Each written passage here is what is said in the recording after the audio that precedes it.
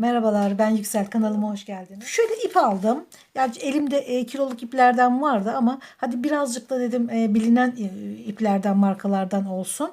Daha ulaşımı kolay olsun diye. Böyle bir ip aldım. Bilgilerini şöyle gösteriyorum. Burada 5 ya da 6 diyor ama ben fazla geldi bana. Çantaya çok gevşek kalır. O yüzden 4 milimetre tığ kullanacağım. Numarası kalmadığı için gösteremiyorum. Böyle bir ip. Şimdi hemen örmeye başlayalım. Bu arada bu modelleri Instagram sayfamda gönderirken ya da videoların altında yaptığınız yorumlarda kullandığınız, yazdığınız güzel sözler için çok çok çok teşekkür ederim. Gerçekten motivasyon kaynağı oluyor benim için. Sağ olun. Şimdi çantaya şöyle sıkılaştırdıktan sonra 32 zincir çekiyoruz. 1, 2, 3, 4, 5, 6, 7, 8, 9, 10, 11, 12, 13, 14, 15, 16, 17, 18, 19, 20, 21, 22, 23, 24, 25, 26, 27, 28, 29, 30, 31, 32. 32 zincirimizi çektik. Sonra 2 zincir daha çekiyoruz. 1, 2. Doluyorum. 1, şu 1, 2, 3 değil, dördüncüye. 1, 2, 3, dördüncüye 2 trabzan örmüş olduk. Şimdi zincirlerin sonuna kadar 32 tane trabzan örmüş olacağız.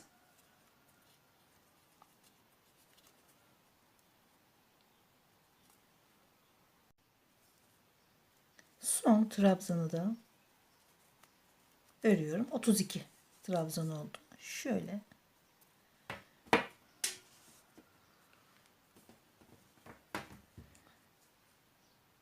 buradan da sayabilirsiniz diye düşünüyorum.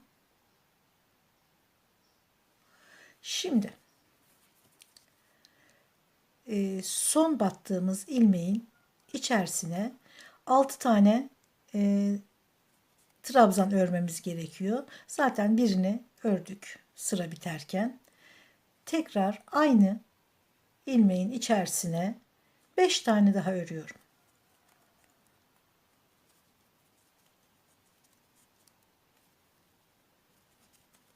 3,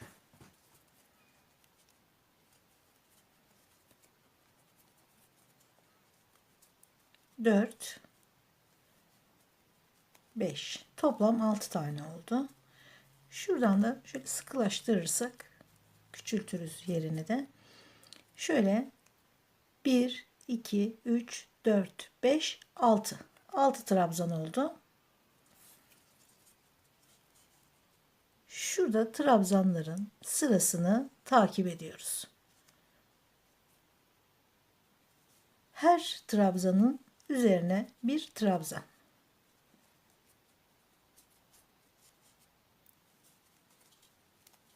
Sıra sonuna kadar trabzanları örmeye devam ediyoruz. Son trabzanımı da son ilmeğin içerisine ördüm ve bu sıranın hemen başında ve bitişinde 2 tane aynı yere battığımız trabzan var.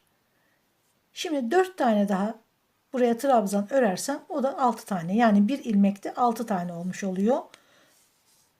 Buradaki gibi. 4 kere daha trabzan örüyorum. 2, 3, 4. 1, 2, 3, 4, 5. Bir de başlangıçtaki bağladık mı 6 tane oluyor bir ilmeğin içerisinde. Tabanımızın ilk sırasını örmüş olduk. Şimdi 3 zincir. 1, 2, 3 doluyorum. Bundan sonra gene her trabzanın üzerine bir trabzan örüyoruz.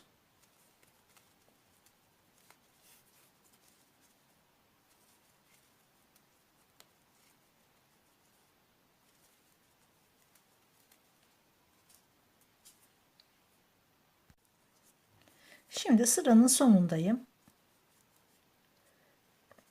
Başlarken 1, 2, 3, 4, 5, 6. Aynı ilmeğe 6 trabzan örmüştük.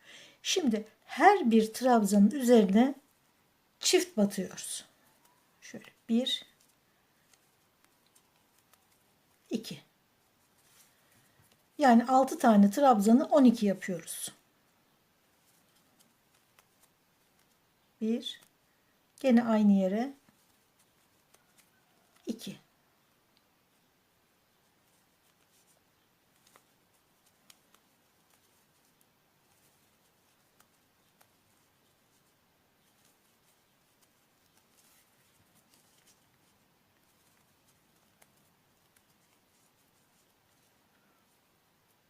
2, 4, 6, 8.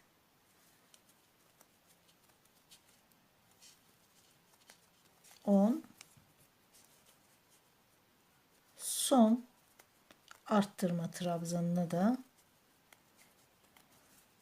örüyoruz. Şuradaki 6 tane trabzan 12 oluyor.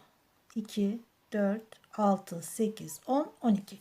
Şimdi tekrar şu ortadaki 32 trabzan sabit kaldığından üzerlerine her birine gene trabzanlar örerek diğer köşeye gidiyoruz.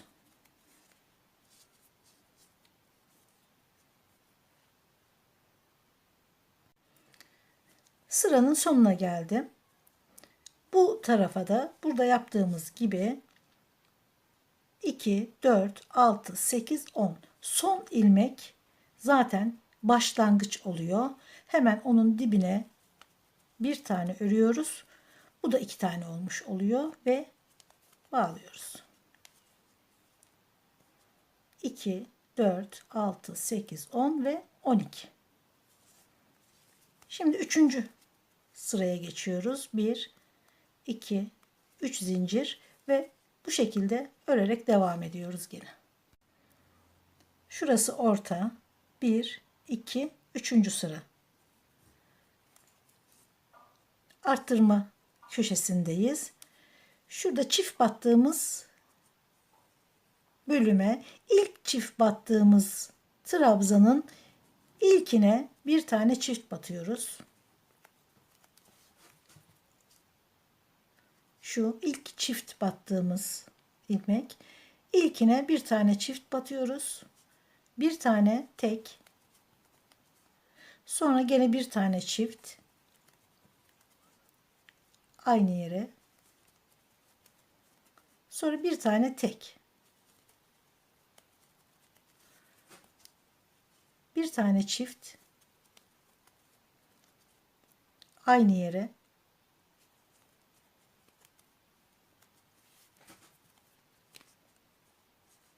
Bir tane tek. 1, 2, 3.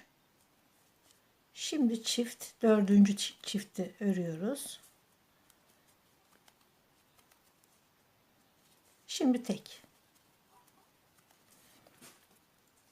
Şimdi 5. çift. Gene aynı yere. Tek.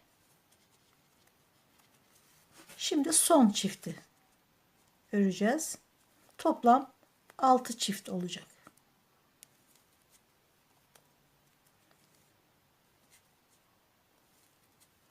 Bundan sonrası düz trabzan olarak devam edecek.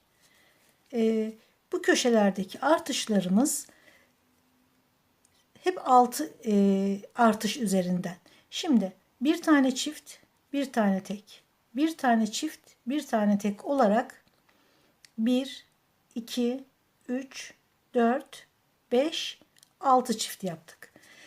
Bir dahaki sırada bir çift, iki tek yapacağız. Arttırmalarımız gene 6 tane olacak. 6'nın üzerine çıkmayacağız. Sürekli artışlarımız hep 6 olacak. Düz trabzan örerek diğer sıraya kadar ilerliyorum. Üçüncü sıranın sonunda arttırmalarımız gene 1, 2, 3, 4, 5, 6 ve arttırmadan sonra sırayı bağlıyoruz. 1, 2, 3 zincir çekip 4. sıraya başlıyorum.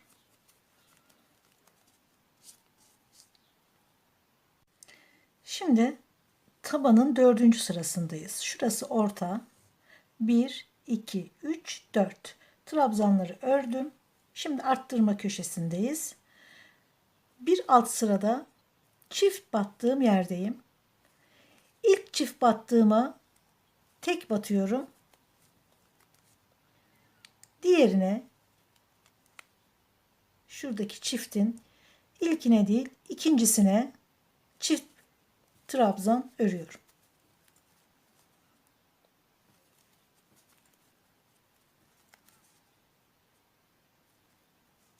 Şuradaki çift, buraya tek battım.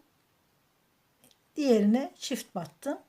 Şimdi arada iki tek örüyoruz. 1,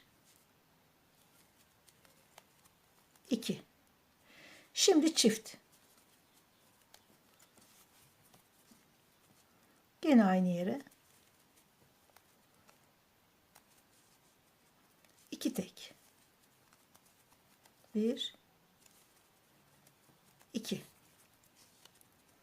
Şimdi çift.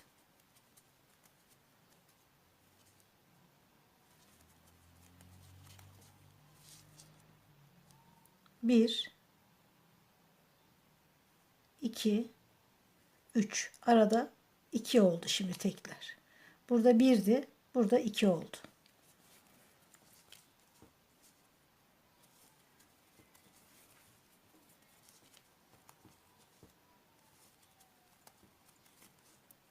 Şimdi çift.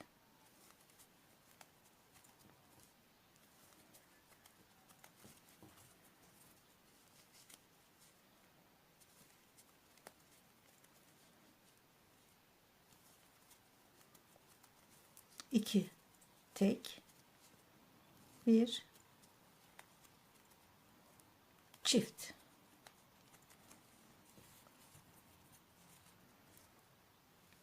İki tek,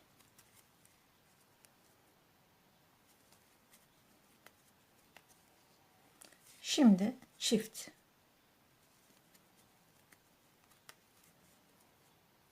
Aynı yere. Arttırmalarımızı sayalım. Şurada 1, 2, 3, 4, 5 ve 6. Şimdi dümdüz trabzan örerek diğer köşeye gidiyoruz. Evet, diğer köşenin de arttırmalarını aynı şekilde buradaki gibi alttaki arttırmanın ikincisinden başlayarak şöyle 1, 2, 3, 4, 5, 6 ve sırayı bağlıyoruz. 4 sıra bitti. Şimdi tabanın son sırasını örüyoruz. Yani 1, 2, 3, 4 ördük. Şimdi 5. sırayı örmeye başlıyoruz. Düz trabzanlardan sonra arttırma köşesindeyiz. Bir sıra önceki şurada bir arttırma var. Başlangıç. Onun üzerine değil, onun yanındaki. Şöyle göstereyim. Şurada arttırma. Onun yanındaki tek trabzanın üzerinden başlıyoruz arttırmaya. Aynı ilmeğe bir kere daha batıyorum. Şuradaki arttırma üzerine değil, onun yanındaki trabzanın üzerine arttırmamızı ördüm. Şimdi 3 tek yapıyoruz. 1 2 3 arttırma 1 2 3 tane de tek. Şimdi bir arttırma daha. Yine aynı ilmeğin içerisine 3 tane tek.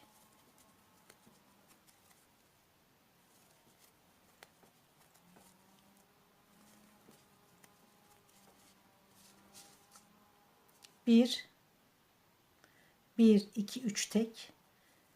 2 1 2 3 tek. 2 tane arttırma ördük. Şimdi üçüncüyü örüyoruz. Bir tane daha aynı yere. Üçüncü arttırma. Şimdi 3 tane tek. 1 2 3. Şimdi bir arttırma daha.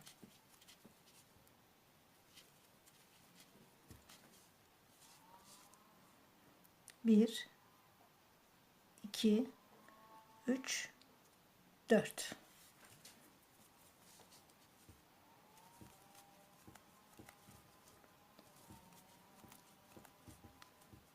Üç tek.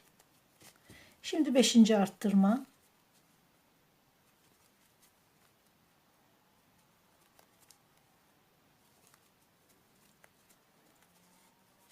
Üç tane tek.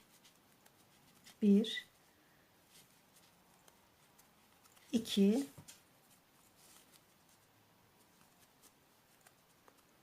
3. Şimdi son aynı yere son arttırmayı yapıyorum. Arttırma işlemimiz tamamlandı. En baştaki şurada 1 2 3 4 5 ve 6. Şimdi dümdüz örerek diğer köşeye geliyorum. Diğer köşeyi de buradaki gibi bir alttaki arttırmanın yanındaki trabzanın üzerine ördüm. 1 2 3 4 5 ve 6. Arttırmalarımız ve sıralarımız bitti.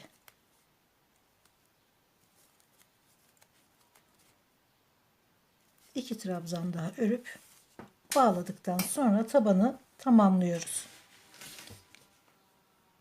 Şimdi ölçü de vereyim. Zinciri çekip ilk başladığımız sıra 18. Başlangıç sırası 18.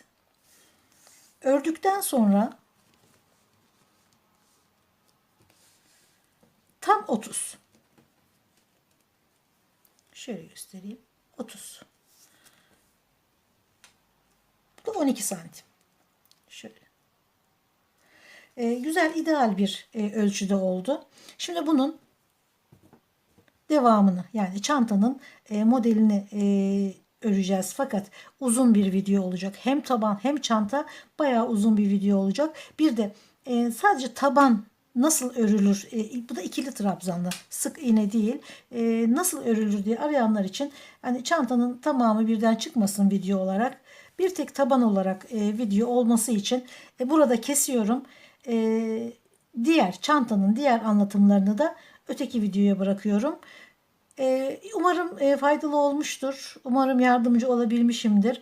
Ve gene çok teşekkür ediyorum yazdığınız güzel yorumlar için. Videolarımı beğeniyorsanız ve bundan sonrakileri de izlemek isterseniz beğenmeyi ve abone olmayı lütfen unutmayın. İzlediğiniz için çok teşekkür ederim.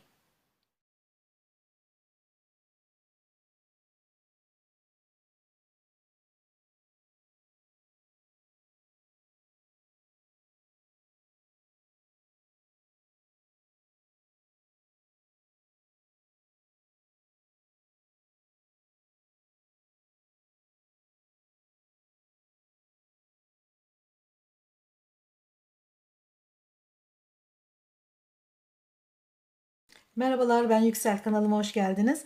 Bu videoda bir video önceki başladığımız çantayı örmeye devam ediyoruz. Şimdi yüksekliği öreceğiz. Ananas desenli çantaydı. 6 tane ananas kullanacağız etrafına. 2 uzun kenara, 2 diğer uzun kenara ve 2 tane de yanlara. Tabanın toplam ilmek sayısı 120. 6 tane desen kullanacağız. Her desenin arasında 6'ya böldüm 120'yi. 20. Şöyle göstereyim daha iyi görünmesi için. 1, 2, 3, 4, 5, 6, 7, 8, 9, 10, 11, 12, 13, 14, 15, 16, 17, 18, 19 ve 20. Her bir desenin arasında 20 ilmek var. Şimdi yan taraftan, yani çantanın en kısmından şöyle bu şekilde uzatacağız çantayı. Şuradan başlıyorum.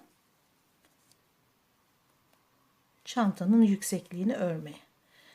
Çıkaralım, rahatlasın örgü.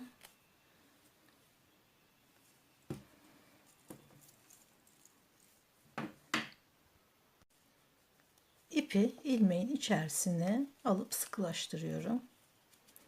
1, 2, 3 zincir. Gene aynı ilmeğin içerisine 4 trabzan örüyorum. 2, 3 ve 4. Çektiğimiz zincirle birlikte 5 oldu. 1, 2, 3, 4 ve 5. Pardon, zincir çekmiyoruz. Doluyorum. 1, 2, 3, 4 ilmek atlayıp 5. ilmeğe aynı ilmek içerisine 2 trabzan. 1 zincir. Gene aynı ilmek içerisine 2 trabzan.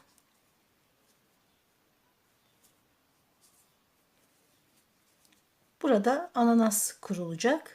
Yarı deseni kurduk. Bittiği zaman, sıra bittiği zaman buraya tekrar ilave yapılıp 9 tane trabzan olacak burada. Ananasın bir tanesi başlamış olacak. Doluyorum. 1, 2, 3, 4, 5. ilmeğe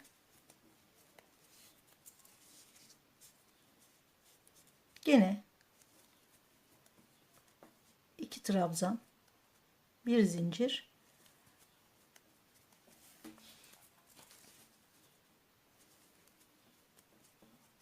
2 trabzan.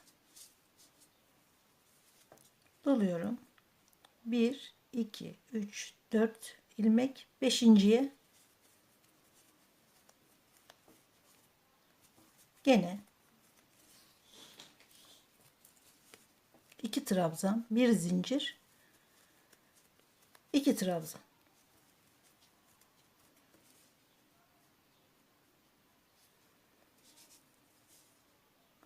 Şimdi ananasın şurada şu ilmekte buradaki gibi kuruluşunu yapacağız. Ve arada 1, 2, 3, 4 tane buralarda olduğu gibi ilmek atlayıp şunu da buradan alalım.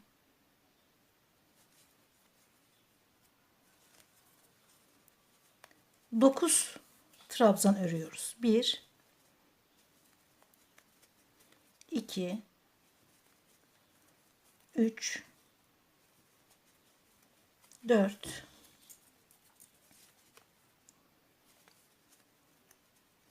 5, 6, 7,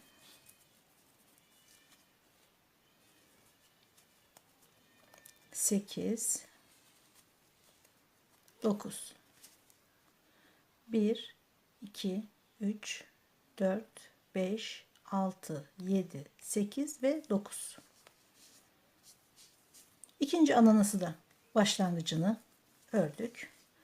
Gene üzerine doluyoruz. 1, 2, 3, 4 ilmek atlayıp 5.'ye 2 trabzan, bir zincir, gene aynı ilmeğe 2 trabzan. Bu şekilde burada yaptığımız gibi 2 trabzan, 1 zincir, 2 trabzan olarak 3 tane örüyoruz. Arada 4'er ilmek atlayarak. Sonrasında 9 tane diğer ananas kurulduğu yere 9 tane trabzan örüyoruz. Bu şekilde ilk sırada ananasların ilk başlangıç sıralarını örmüş oluyoruz. Sıranın sonundayım. Şurası başlangıç. 1, 2, 3, 4 trabzan örmüştük. Bir de zincirimiz vardı. Onunla birlikte 5 olmuştu. Orayı 9'a, yani şuradaki başlangıçlar gibi 9'a tamamlayacağız. Yine aynı ilmeğin içerisine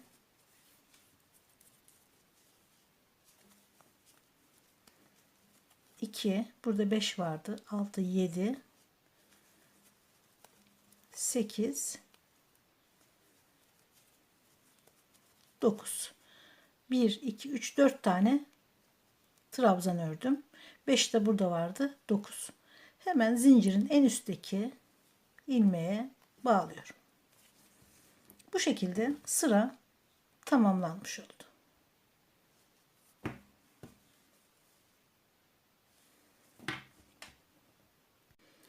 İkinci sıraya geçiyorum. 1, 2, 3 trabzan zincir sayısı. Bir tane aradaki zincir için, boşluk için çekiyorum bir zinciri de 4 tane. Hemen yanındaki ilmeğe trabzan, bir zincir, tekrar trabzan, bir zincir, yanındaki ilmeğe bir zincir, yanındaki ilmeğe. Şuradaki ananas deseni her sıranın bitiminde tamamlanıyor. Şimdi 1, 2, 3, 4, 5 tane oldu. Hiç zincir çekmiyorum arada. Şurada ördüğümüz şu grubun ilkine gene bir trabzan, 2, araya bir zincir, 2 trabzan.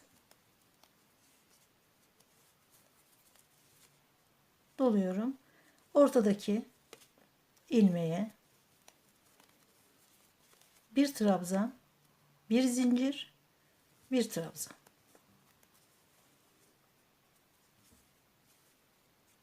Sondaki ilmeğe gene 2 trabzan, bir zincir, 2 trabzan.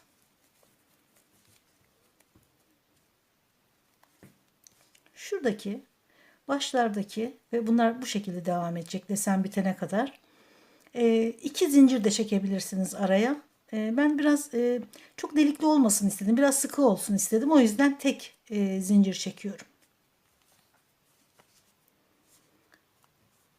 Şimdi gene şurada yaptığımız ilk trabzanı hemen örüyorum. Araya bir zincir. Hemen yanına 9 trabzan vardı burada. Gene 9 trabzan örüyoruz. Araya birer zincir örerek.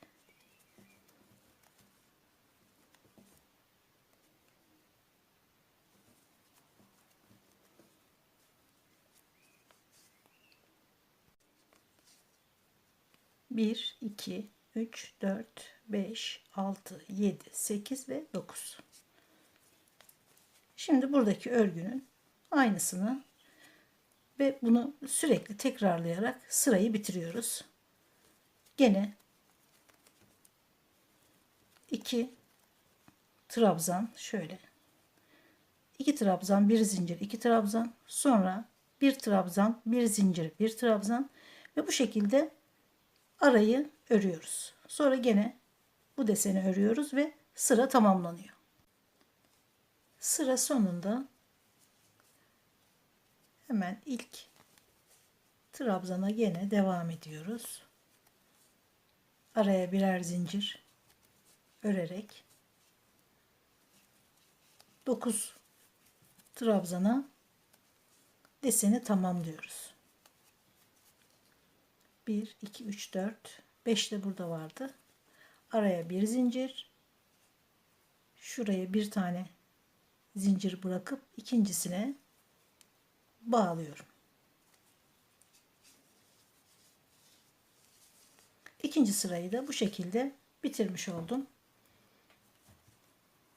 Zaten çanta ikinci sırada daha iyi döndü. Bu şekilde devam ediyoruz üçüncü sıraya. Üçüncü sıraya 1 2 3 zincirle başlıyorum. Hemen yanındaki boşluğa bir sık iğne. 1 2 3 zincir. Diğer boşluğa 1 2 3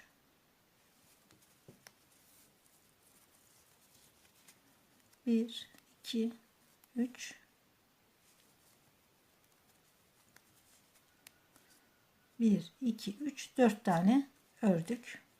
Şimdi 1 2 3 zincir doluyorum. 2 trabzan, bir zincir, 2 trabzan.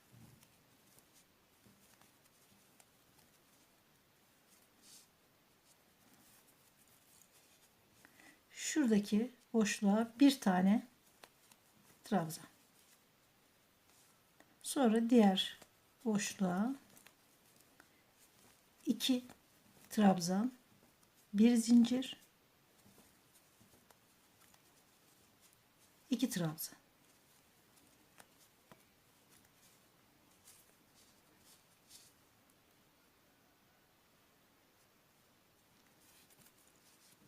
Bir 2 3 zincir, şurası,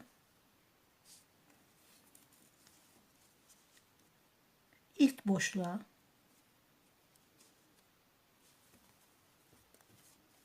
bir sık iğne, sonrasında gene 3 zincir, bir sık iğne, her boşluğa 3 zincir, bir sık iğne.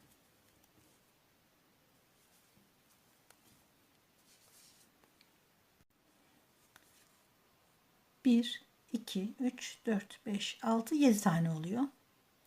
9 trabzanın üzerine 7 tane örüyoruz. Sonrası gene burada ördüğümüz gibi 2 trabzan, bir zincir, 2 trabzan, şuradaki araya bir trabzan, burada da örmüştük aynısını.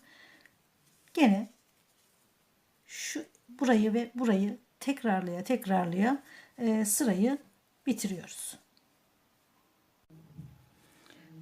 3 zincir çekip sırayı başladığımız yerde bağlıyorum.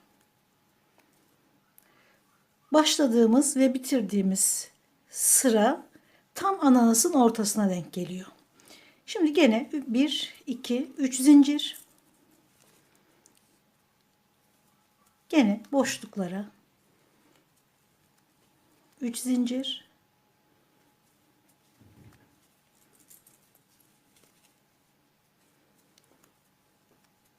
3 zincir, sıraya başladıktan sonra 1 2 3 zincir, şurası orta, 1 2 3 zincir, 3 yuvarlak yapıyoruz. Sonra gene 3 zincirle şu boşlukları dolduruyoruz. Ananas bittikten sonra ve ananasa başlarken şurada çektiğimiz zincir sayısı hep 3 tane olacak. Bir zincir, daha kafes, daha delikli olmasını istiyorsanız Dediğim gibi şuradaki zincir sayısını da 2 yapabilirsiniz. Şimdi burada trabzan yapmıştık son sırasında. Bunu örmüyoruz. Hemen 2 deseni hiç arada zincir örmeden bu şekilde birleştiriyoruz. Bir zincir, 2 trabzan daha.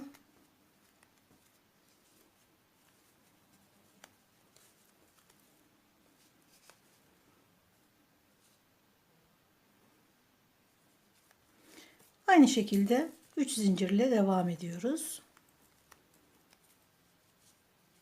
Her boşluğun içerisine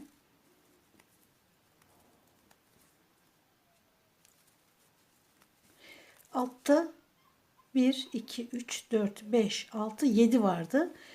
Şimdiki sırada 6 olacak. Bir tane eksiliyor. 3 zincir.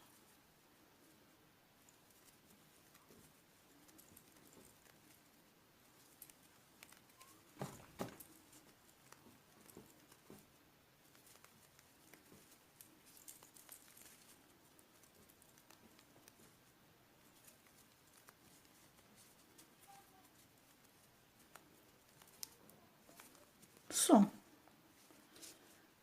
1, 2, 3, 4, 5, 6. 7 idi, 6 oldu. Sonra 5, 4, 3, 2 diye azalarak devam edecek. Gene 3 zincir ve az önce ördüğümüz gibi buradaki gibi örüp deseni takip ederek sırayı bitiriyoruz.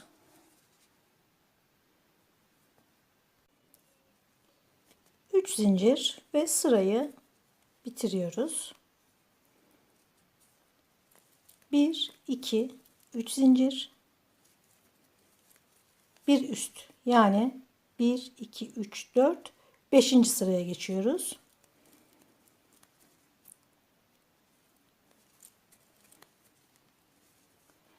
Şurada bitiş yerinde geldiğimiz noktada, bağladığımız yerde bir yuvarlak oluşuyor. Onunla birlikte 1, 2, 3 tane örüyoruz.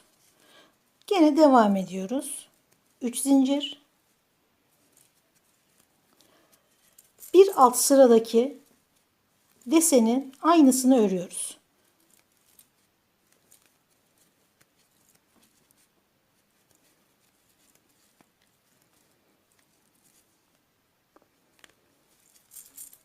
Şimdi gene diğer boşluğa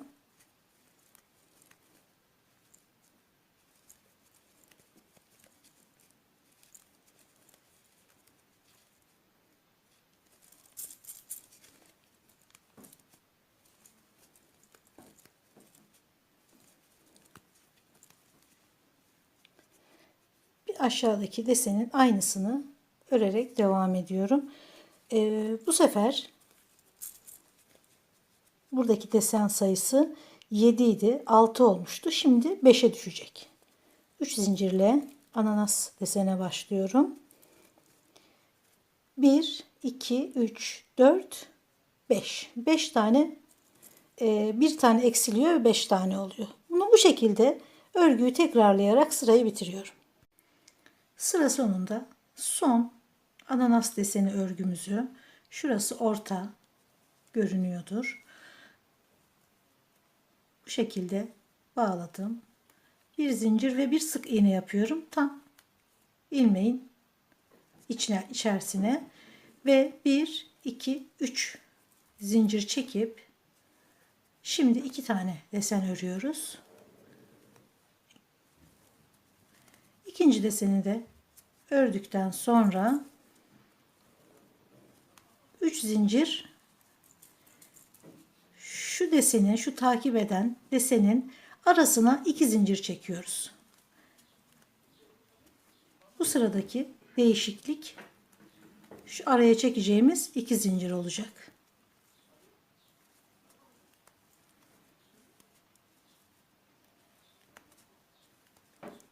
Bir, 2 zincir. Doluyorum. Karşı ilmeğe de deseni aynı şekilde örüyorum. Arada 2 tane zincir çekmiş olduk. Gene 3 zincirle ananas desene geçiyorum. Şimdi desen şuradaki ananas deseni sayısı 5'ten 4'e düşecek. 1, 2, 3, 4. Şuradaki desen farklılığı da aradaki 2 zincir. Bu şekilde sırayı tekrarlaya bitiriyoruz.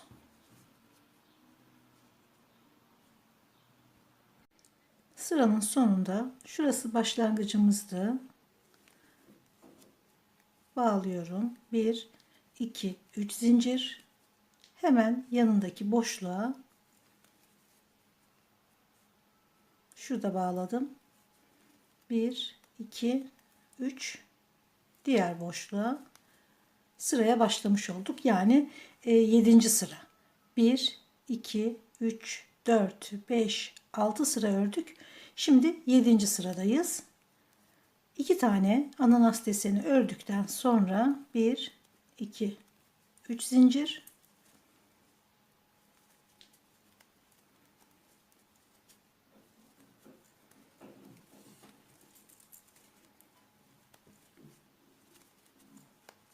Gene takip ettiğimiz desen sıraları. Şimdi üzerine doluyorum. Şurada 2 zincir çekmiştik. Oradaki boşluğa bir trabzan, bir zincir, bir trabzan. Doluyorum. Tekrar hemen yandaki boşluğa 2 trabzan, bir zincir,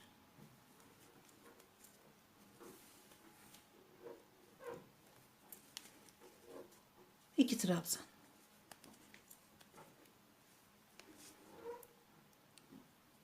Şu 2 zincir çektiğimiz yere bir trabzan, bir zincir, bir trabzan örüyoruz.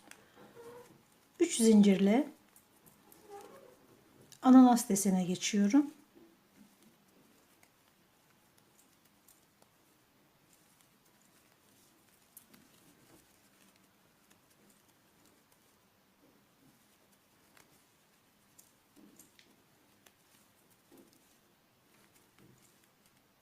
Şimdi 7. sırada 1, 2, 3 tane kaldı desen.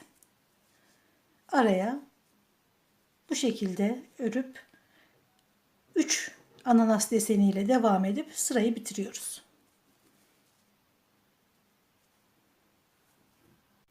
Gene sıranın sonundayım. Şurası orta. 1, 2, 3 tane de desen bitmiş durumda. Şuraya bağlıyorum. 1, 2, 3 zincir. Bir tane deseni yaptıktan sonra sırayı yani 8. sırayı örüyoruz. Gene 3 zincir.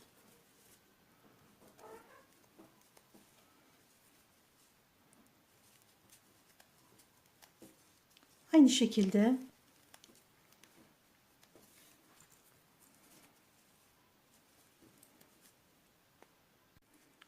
şu aradaki bir trabzan, bir zincir, bir trabzan ördüğümüz boşluğa da 2 trabzan, bir zincir, 2 trabzan örüyoruz.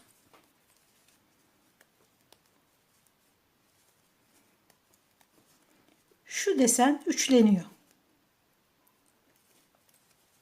Tekrar bir zincir,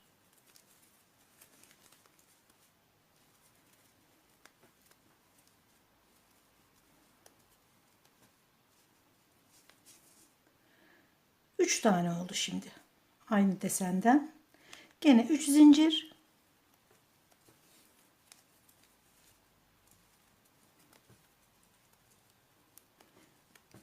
ikiye düşüyor ananas deseni.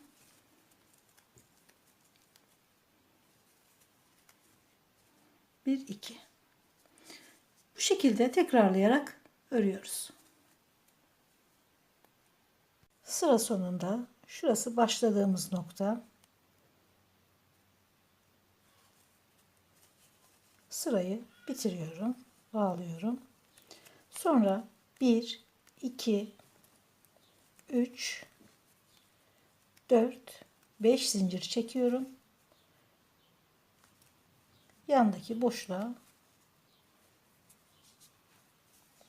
bir sık iğne örüyorum. Sonrasında 1, 2, 3 deseni gene olduğu gibi örüyorum. Sonra şu ortayı buradaki ananasın başlangıcındaki ördüğümüz gibi 9 trabzan öreceğim. Bir zincir çekiyorum araya, doluyorum ve şu ortadaki örgünün içerisine 9 trabzan örüyorum. 9 trabzandan sonra gene bir zincir,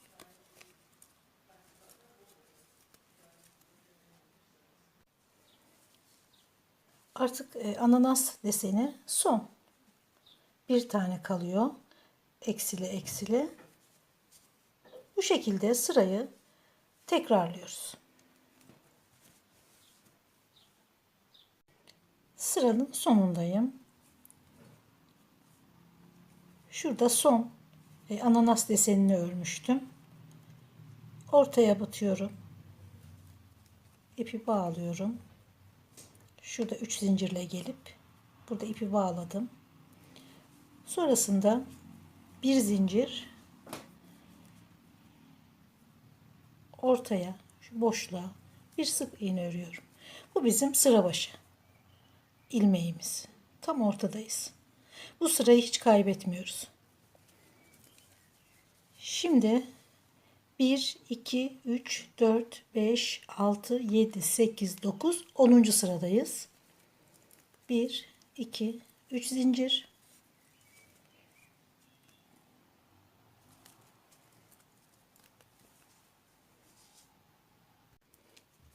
Bu takip eden deseni ördükten sonra buralarda bir zincir çekmiştik. Bu 9 trabzanı örmeye başlarken ve ördükten sonra birer zincir. Şimdi 2 zincir çekiyoruz araya. Doluyorum. İlk trabzana bir zincir. Hemen yanındakine bir zincir. Bu şekilde gene 9 trabzan örüyorum. Aralarda birer zincir.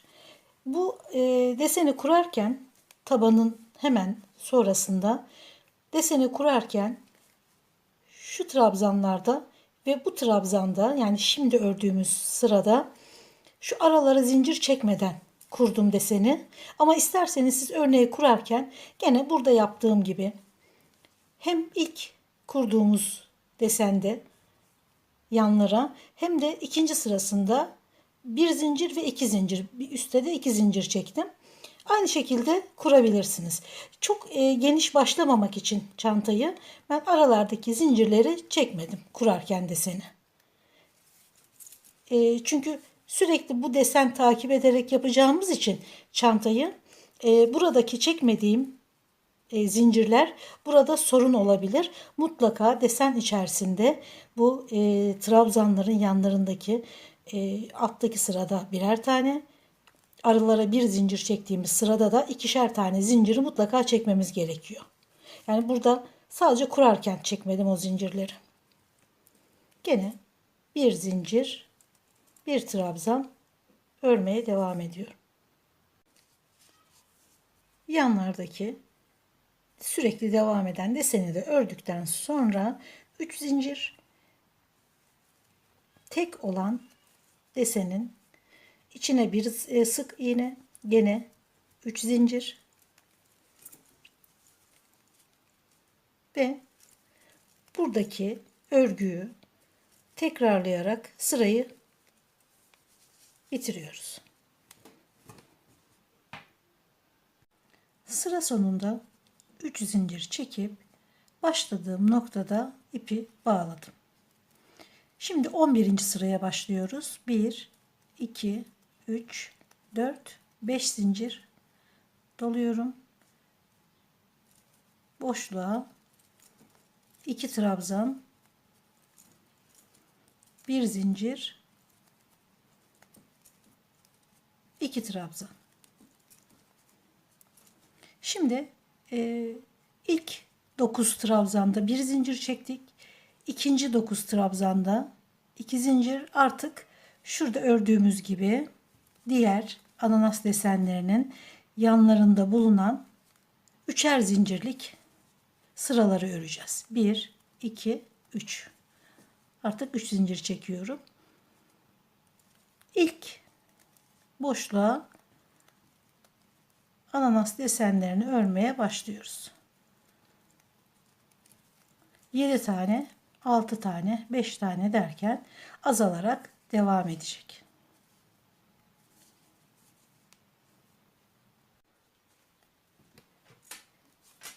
Şuradaki devam eden deseni ördükten sonra hemen hiç arada zincir çekmeden diğer tarafı da ördüm.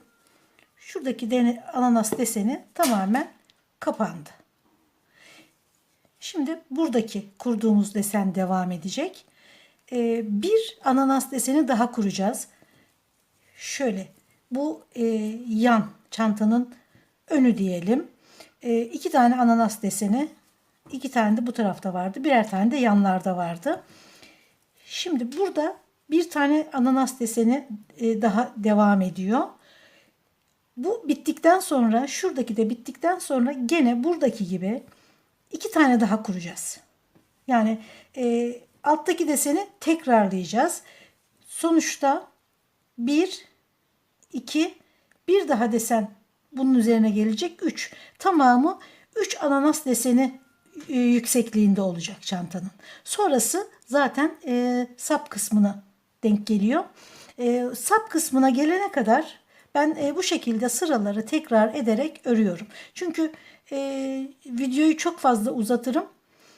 Uzun bir video olur ve sıkıcı olur. Çünkü sadece sıra tekrarları yapacağım bundan sonra. Ve çok geniş fotoğraflarını çekip videonun başına da hem tabanı hem örgünün şurada başlangıcı ve bitişi hepsine çok detaylı fotoğraflarını videonun başında yerleştireceğim. Oradan da bakarak takip edebilirsiniz. Çantanın yüksekliği 32,5 santim. Şöyle.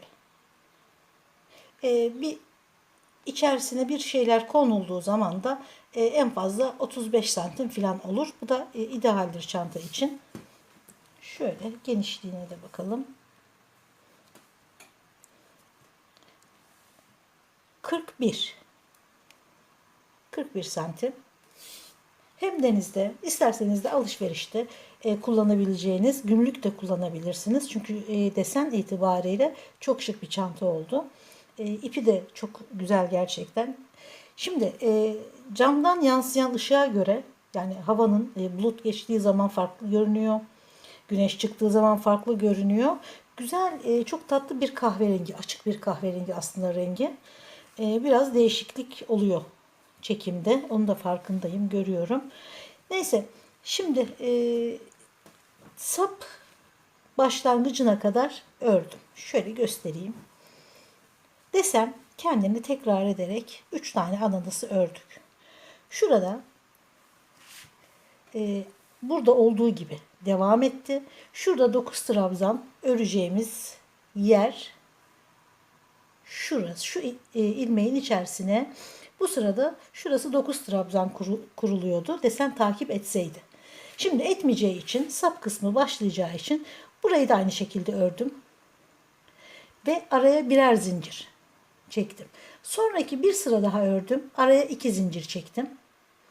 Sonraki sıramız, bu sıra artık çantanın derinliğinin bittiği. Yani artık bitti çanta. Bundan sonrası azalarak çanta sapını oluşturacağız. Hemen anlatıyorum.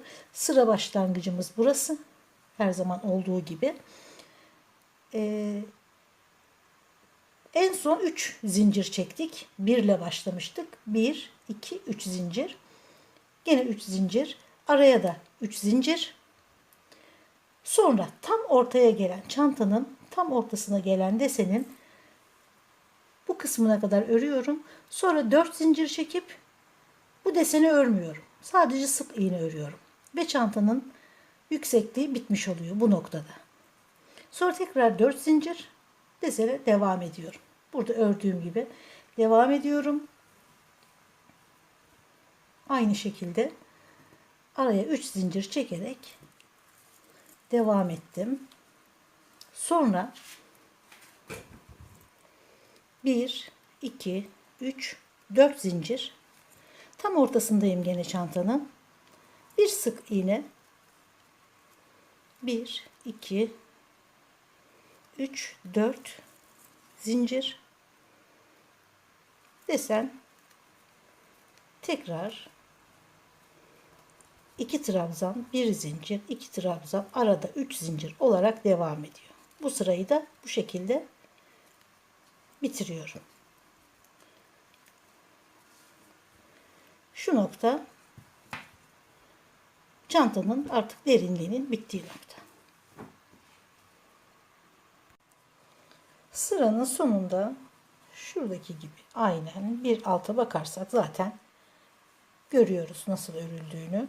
Şuradaki gibi burada çektiğim 5 tane zincirin hemen başlangıcına bağladım ve sıra bitti. Çantanın artık öreceğimiz sırası kalmadı.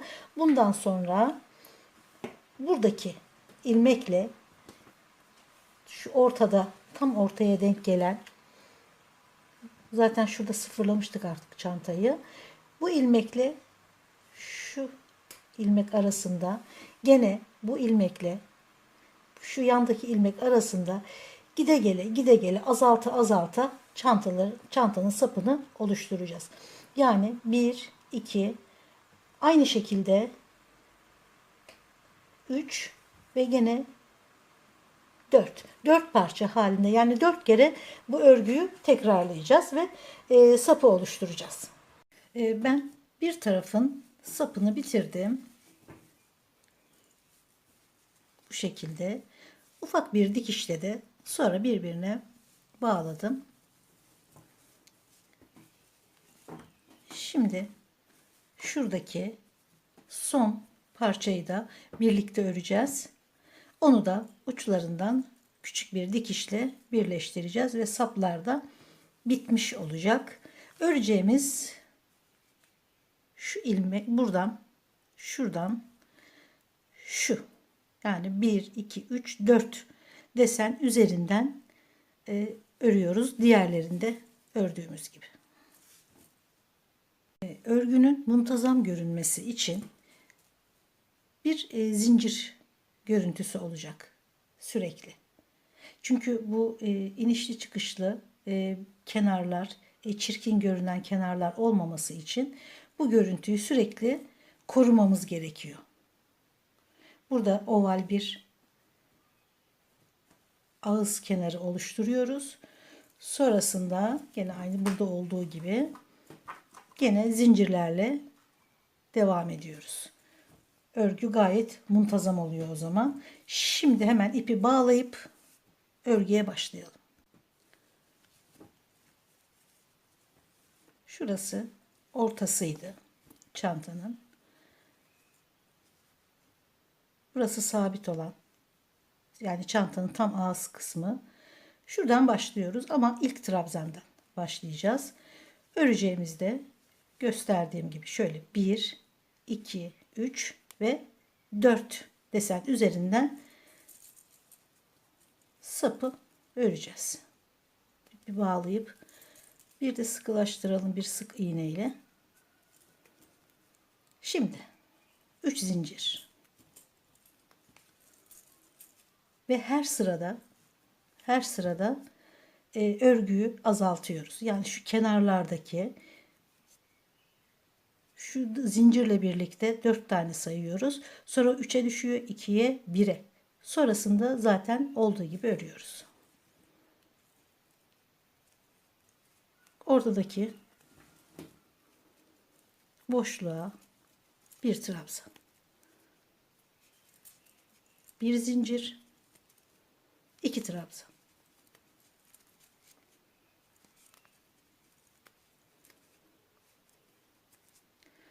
Şurası sürekli devam edecek. Burası 4'ten 3'e düştü. 3 zincir,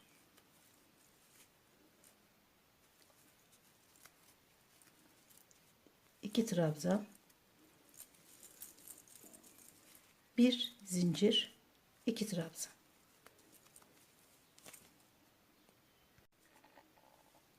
Örgüyü devam ettim. Şimdi şu görüntüyü yakalayacağız. 2 trabzan, bir zincir, bir trabzan. Şuradaki zincirin hemen dibine batıyoruz. Biraz bol bol çekin ilmekleri. Şu zincir görüntüsünü koruyoruz. 1, 2, 3 zincirle bir üst sıraya geçiyoruz. 3 yapmıştık trabzanı. Şimdi 2 trabzan yapacağız. Buraya ben bir tane de fazla çekiyorum. Bu sırada sadece 4 tane.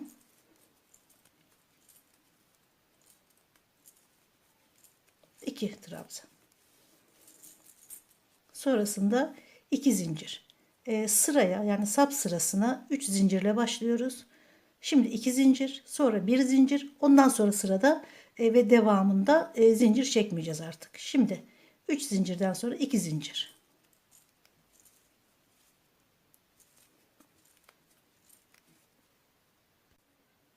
Sıranın sonunda 2 trabzan zincir görüntüsünü oluşturacağız gene. Şurada 2 trabzanı ördüm. Zincirin en başındaki ilmeğe, yani ilk baştaki zincire bir trabzan yapıyoruz. 1, 2, 3 zincirle bir üst sıraya, yani sapın artık 3. sırasına geçiyoruz.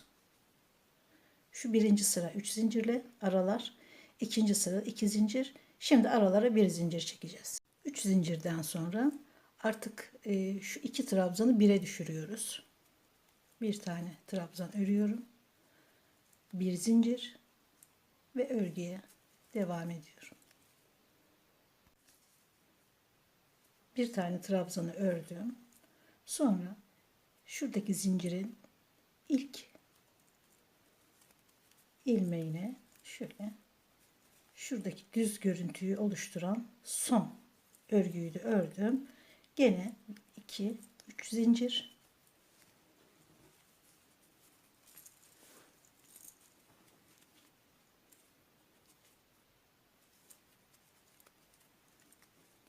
şimdi artık burada trabzan yok. Kenar zincir örgüyle diğer desenden örmeye başlıyoruz. Evet, sap kısmının 4. sırasında 1 2 3 4. sırasında artık burada öreceğimiz trabzan kalmamıştı. Zincirle diğer desene geçtik. Gene üzerine doluyorum. Şu kenardaki zincirin en üstüne. Bu trabzanın üzerine değil. Şuraya değil. Zincirin içerisine batıyoruz ve çıkıyoruz. Şimdi sadece şu 2 desen örülecek. Arada zaten artık burada tamamen zinciri bıraktık. Artık zincir çekmiyoruz.